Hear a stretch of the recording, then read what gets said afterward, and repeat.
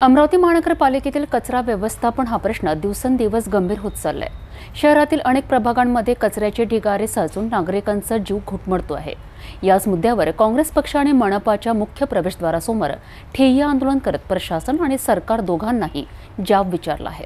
अमरावती मनपा क्षेत्रातील कचरा व्यवस्थापनाचा प्रश्न गेल्या काही दिवसात अधिकच गंभीर बनलाय।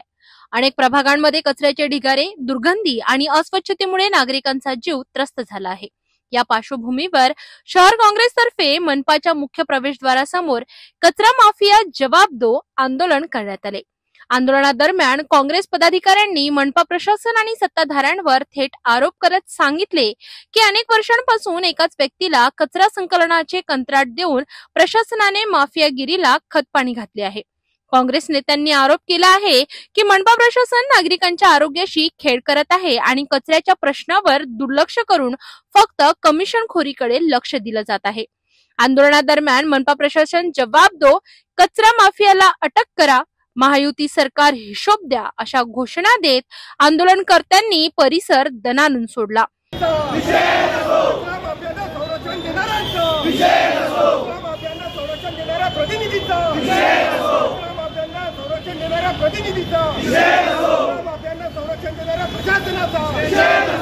या आंदोलनात काँग्रेसचे शहराध्यक्ष, महिला काँग्रेस, युवक काँग्रेससह विविध पदाधिकारी उपस्थित होते। काही काळासाठी मनपाच्या प्रवेशद्वारासमोर गोंधळाची स्थिती निर्माण झाली होती। शेवटी प्रशासनाने प्रतिनिधींशी चर्चा करण्याचे आश्वासन दिल्यानंतर आंदोलन स्थगित करण्यात आले।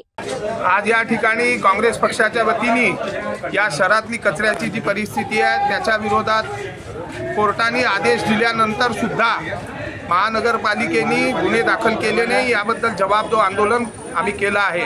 आम्ही कमिशनरांना मागणी केली की कोर्टाने इंडियन पिनल कोडच्या सेक्शन 268 खाली जे गुन्हे दाखल करायला सांगितले आहे ते गुन्हे या शहरातल्या कचरा माफियांवर दाखल करा।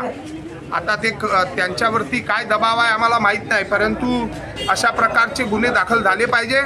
त्यांनी हे मान्य केलं की ते आयुक्तांच्या आदेशाचं पालन करत नाही आणि आयुक्तांच्या आदेशाचं जर ते पालन करत नाही तर याचा अर्थ स्पष्ट आहे की ते लोकांच्या जीवाशी खेळत आहेत।